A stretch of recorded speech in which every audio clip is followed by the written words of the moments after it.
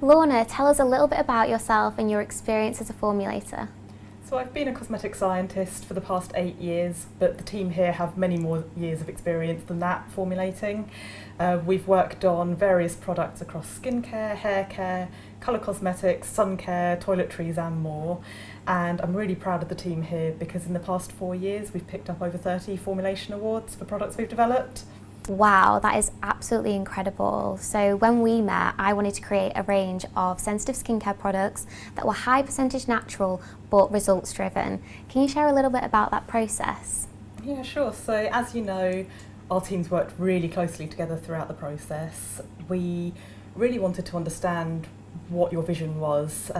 With your background and experience, you obviously had very high expectations for what you were looking for and a clear goal of what you wanted your products to do, particularly for people with sensitive skin. So we had quite a few chats before we even got started in the lab to make sure that we were all on the same page and working towards the same goal. Once we had that, we then went away and brainstormed and researched lots of different ingredients for you.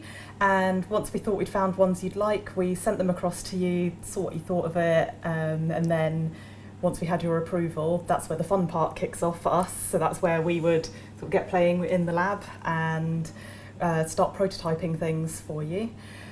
Every time we're sending you something, we've probably done about 10 different things in the lab behind the scenes. So we played around a bit, felt like we got something that met your brief, and then submitted some samples to you.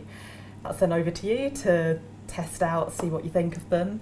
And normally in the process, you give us some feedback, we tweak it a bit, maybe go through that a few times until we eventually get to the perfect product that we're all happy with. And then that's only the first bit. As you know, there was then loads of testing to go on afterwards. Yeah. We really want to make sure that the products are safe and effective for people to use. So we went through preservative efficacy testing to check that the product's not going to go mouldy. Yes. We went through stability testing to check the formulation doesn't fall apart. We checked that it was compatible with the packaging that you'd chosen. We worked with a qualified toxicologist to go through a safety assessment, and then we gathered hundreds of documents relating to all the ingredients and the final product to gather it into a document called a product information file that is legally required in the EU for safety. So all of that helped give us the confidence that the products we developed were actually safe and effective for your customers. Thank you so much for sharing that, Lorna, because I personally have really enjoyed this journey, and it just goes to show how much really goes into creating a skincare formulation. So thank you so much. And how can you ensure that these formulations are safe for sensitive skin? It's a really great question because as cosmetic scientists, we can pick ingredients that we think will be suitable for sensitive skin, but because formulations are complex mixtures, we don't know for certain until we put the finished product through testing. So everything we developed for you, we put through patch testing. But obviously there are things we can do to try and optimise the chances of getting through that. So for example, we sourced a fragrance that was known to be free from the 26 declarable allergens for fragrances. We specifically avoided harsh ingredients like retinoids or AHAs that can potentially irritate skin. We made sure that any water-based formulations were adjusted to a skin-friendly pH. We made sure to use ingredients that we know to be quite soothing and calming. We used high-quality oils and butters that have been stabilised, and we added antioxidants to make sure that they wouldn't turn rancid and would actually remain safe and effective in the formulations. And overall, we just basically approached the whole formulation knowing that it would be used on sensitive skin, so everything about it was kind of designed for that purpose. Thank you so much for sharing that, Lorna. It was so interesting because I know when we met, I personally struggled to find sensitive skin products that were high percentage natural, smelt nice, felt nice, and I am so happy with the formulation. So much so it's been winning awards, so thank you so much. We also have special ingredients in there called Bioecolia and Rhamnosoft. Could you explain what they are and how they benefit the skin? Yes, so Bioecolia is a prebiotic that helps to protect the skin. The microbiome is a really huge area of research at the moment, and it's all about what bacteria and other microbes exist on your skin. And the more research that goes into it, the more they're finding that that microbiome is really offering the first layer of defence to the skin. So from a formulating perspective, it's really important to make sure that we can keep that microbiome intact and nicely balanced. Bioecolia acts as a prebiotic to help balance the skin by providing a substrate for the good bacteria on the skin to grow better, and that really helps to keep the skin microbiome intact and therefore offering a better skin barrier, which helps overall with sensitive skin. That's really interesting, Lorna. Oh, and then Rhamnosoft is what's called a polysaccharide, which is basically a fancy word for a string of sugar molecules, and it's made by fermentation. And we got really excited about this ingredient for your range because it's all about soothing and calming the skin, and it acts on different inflammatory pathways in the skin to help just calm the skin down. Wow, I find it so fascinating. Our products are made of nature's finest ingredients such as shea butter, mango butter, almond oil, oat lipids, to name a few. Could you explain how these ingredients would benefit our skin? We used quite a mixture of different plant oils and butters in your products. Most plant oils are made up of something called triglycerides, which are the fatty oily parts, and then unsaponifiable matter, which quite often has the bioactive components. We made sure to use a mix of liquid oils and butters that melt on the skin, and that really helps to give the textures that we wanted to achieve. It sounds quite functional, but actually, because we're applying it on sensitive skin, we want to make sure it doesn't feel draggy and like it's difficult to rub in, so that was really important to us. The skin naturally loses water over time, and oils and butters are a really great way to form a protective layer on the skin that helps keep that water there and helps keep the skin hydrated. As well as that, we've also used naturally derived glycerin, which is a great humectant that basically draws water into itself. So that's also helping to keep the skin moisturised. And we're also using things like natural betaine, which is an osmolyte that again helps to hydrate the skin in yet a different mechanism. So we're using all sorts of different naturally derived materials that are performing different functions on the skin to overall get a formulation that really works holistically. Wow, that's so interesting. Could you tell us a little bit about the quality of our ingredients and why that is important for sensitive skin? It's a really important question, actually. I think there's so much information freely available online nowadays. People love to look at the ingredients lists at the back of the packaging. Yes. And while that's brilliant, I love that people are getting engaged with that. The INCI list doesn't tell you everything about the quality of the ingredients. You don't know whether someone's just waved a bit of green tea over something or if they've actually gone through some special extraction process to get the best out of that material. I think a great example of something we've used in your products is the oat oil, and we actually chose a really specialised grade of oat oil that is extracted in a way to guarantee a certain level of ceramides within the naturally occurring oat oil. So although on the back of pack it might just look like it's oat oil, actually we know that it's a really high quality material in there that's giving skin benefits. The other thing to consider is the stability of the oils. So what can happen over time is oils can turn rancid. I don't know if you've ever had like old cooking oil lying around at home. Yes. It starts to smell a bit bad, it might look a bit darker yellow. Yes. The same thing can happen to oils in skincare. So we want to make sure we add antioxidants and actually work with high quality oils that have been stabilised to make sure that we're not putting oils that might go rancid onto people's skin, because that can lead to breakouts and reactions that we really don't want on sensitive skin. We specifically didn't want to use essential oils actually because things like lavender, mint and lemon do contain quite high levels of those 26 declarable allergens. So we wanted to make sure that we'd actually get a fragrance that was free from those for you, which is why we didn't go down the essential oil route. I, like many others with sensitive skin, are afraid of fragrance in products. Could you explain why the fragrance in our products are safe for sensitive skin? Fragrance is a really complex topic. I think, like a lot of things, it's actually far more complicated than just saying a sweeping generalisation of don't use any fragrance. The International Fragrance Association, IFRA, actually specifies and imposes on fragrance manufacturers how to categorise different fragrances safely. So whenever we work with a fragrance as a formulator, they tell us what level is safe to use. On top of that, there are also 26 known allergens that are commonly used in quite a lot of fragrances. So if we use any of those in a fragrance, we have to declare it on pack. And that means that if someone knows they're allergic to that, they can look at the pack, know they don't want to buy that product and leave it. So what we've actually done for your products is made sure that although we're using a fragrance, it's completely free from those 26 allergens. Simply going fragrance free sometimes isn't actually the best option. There's something called the halo effect, where people think a product works better because it smells a particular way. And I think a really good example of that is household cleaners. Like, most of them smell pretty fresh, like citrus or pine. If I took that product, took out the citrus scent and put something like chocolate in it, you probably wouldn't think that it actually works as well. And so there's this whole emotive link between fragrance, how well a product works, and what it's actually doing that's really important. Fragrance can be such a powerfully emotive thing that we really wanted people to be able to enjoy your products, have it as a real pampering session. So we felt it was really important to be able to add a fragrance to your products, but make sure that it really was picked out to be safe for sensitive skin. And again, that's why we actually patch tested your products as the final product to make sure they didn't cause any irritation.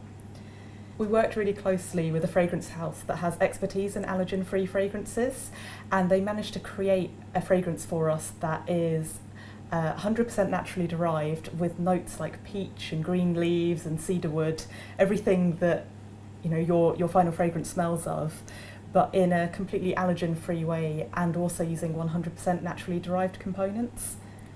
Overall, we used this special fragrance that was allergen-free, and we also made sure to include it at quite a low level, so it's under 1%, and overall it just gives quite a subtle scent to the product. Thank you for explaining that so clearly, Lorna. So for customers that aren't scientists, looking at the ingredients list can be quite confusing. The ingredients list, known as the INCI list, has some names of ingredients that are really complicated. Could you explain why they are like this and assure they are safe for our skin? The first thing to really bear in mind is that everything in the world is a chemical. So the air we breathe, the food we eat, even us as humans are made up of chemicals. And we need some way to be able to name and categorise those chemicals and be able to align and explain what those chemicals are to people. I think a really great example is if you actually search online for blueberry ingredients list, you'll probably come across an image from someone called James Kennedy, who has listed over 40 different chemicals that are present in a blueberry, which we all know is great to eat and quite good for us. But actually, if you saw that ingredient list without knowing it's a blueberry, you'd probably be quite nervous about what you were eating. And I think the same is really true for cosmetic products. We have to be able to find a way to list what the chemicals are, but actually a lot of those, particularly in your product, are naturally derived and not that scary at all in a way. As cosmetic scientists, everything we do, we want to make sure it's safe for people to use. We want to make sure it's effective. So we develop everything in line with the very strict UK and EU cosmetic regulations, and that does mean listing things out on an INCI list, but also making sure that all the ingredients we use are completely safe for people to use at the levels that we're using them at. Our formulation is super high in natural ingredients, but there is a small percentage of a preservative. Can you explain why that's important for skincare and how it is safe for sensitive skin? It's so important to make sure that your product is preserved effectively. Your product is going to be mixed in a factory, it's going to be stored on a shelf, it's going to be stored in the warehouse, shipped around, stored in someone's bathroom, have someone reusing and reopening it. So this poor product is going to see a lot in its lifetime, and throughout that we want to make sure that it can't get contaminated with microbial contamination like bacteria, yeast, mold and fungus. And each of these things actually can thrive in a skincare product if you don't preserve it properly. So it's really important to make sure we add a preservative in there, control that potential growth, and make sure that then at the end of the day the product that someone's putting on their skin is safe and effective. Uncontrolled microbial growth can be really dangerous for the skin because you don't know what's growing in your product. So if you put that on the skin, it could lead to all sorts of reactions. So we really don't want that.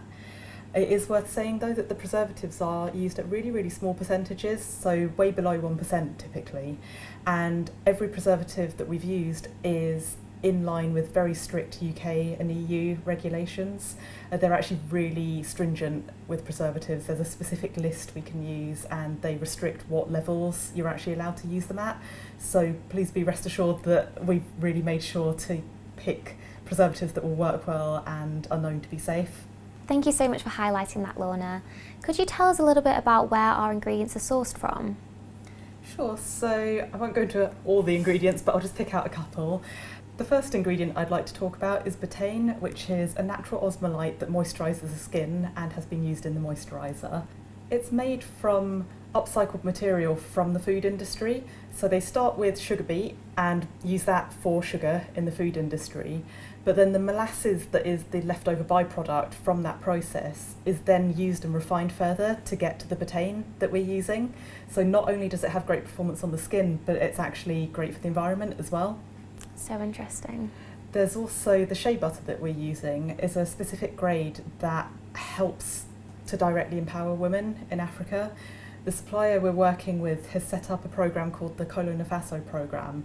The shea butter we're using also has a really strong story.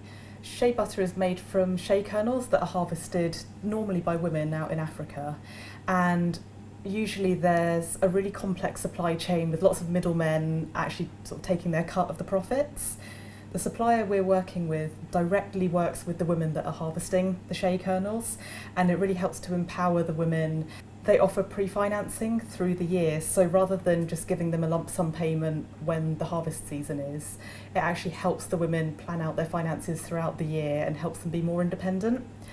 The whole programme is actually set up to be a win-win situation because they offer training for the women that help empower them further, but it also means that the shea butter that they're receiving is then higher quality because of the training.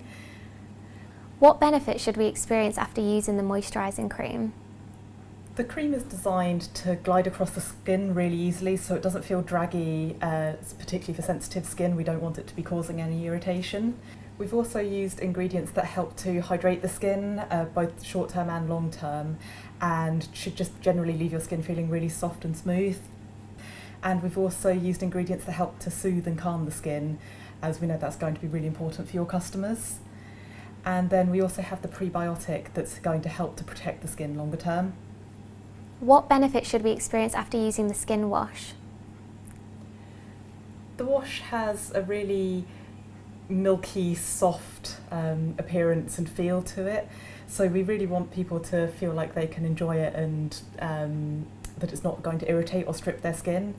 We made sure to use really mild surfactants that are known to be gentle on the skin. So even though it foams, you don't need to worry about it stripping the skin. And we've then added quite a lot of oils like sweet almond and oat oil to make sure that we're refatting the skin after the cleansing to help keep it nourished. We're also using skin moisturisers to help keep the skin moisturised, so even though you're cleansing, you're not drying out the skin at all. What benefits can we experience from using the bath salts? On top of the normal benefits that you'd normally use bath salts for, we've also included some natural oils in there, including omega-3 and omega-6 oils in a balanced ratio from Gold of Pleasure oil. And these will help to keep the skin nourished as well as having the normal benefits from bath salts. From a functional perspective, we also chose specific grades of salt that would actually dissolve easily in the bath and be easy to pour and not clump up together. On top of the bath salts themselves, we've actually used a mix of different oils to help nourish the skin as well as the salts. What benefit should we experience from using the bathing oil? We've also used a specific grade of oat oil that's been extracted in a special way so that it has a known content of natural ceramides, which are part of the building blocks of skin. Although it's a bath oil, we've actually designed it to bloom when you add it into the bath, so the bath turns milky. We wanted to design it that way so that you don't end up with just having a layer of oil sitting on top of the bath. If it's actually mixed into the water, it's having contact with your skin, so you can get the benefits from it. And it also means that you don't end up with that sort of oily, greasy layer on your skin when you get out of the bath. The other thing with the oil is, although we're calling it an oil, it's not actually runny like a normal oil. It has what we call an oleogel texture, so it's slightly thicker, it feels richer. You can almost apply it on your dry skin beforehand. You can actually apply it to your skin while it's dry before getting into the shower or the bath and use it almost like a treatment, and then it rinses off and turns milky when you rinse it off. Thank you, that's so interesting. My skin personally feels so super hydrated after using the oil. Thank you so much for today, Lorna. I really appreciate your time and your expertise in answering these questions. I've personally learned even more, and I always enjoy meeting up with you. And I really enjoy working with you. Thank you so much.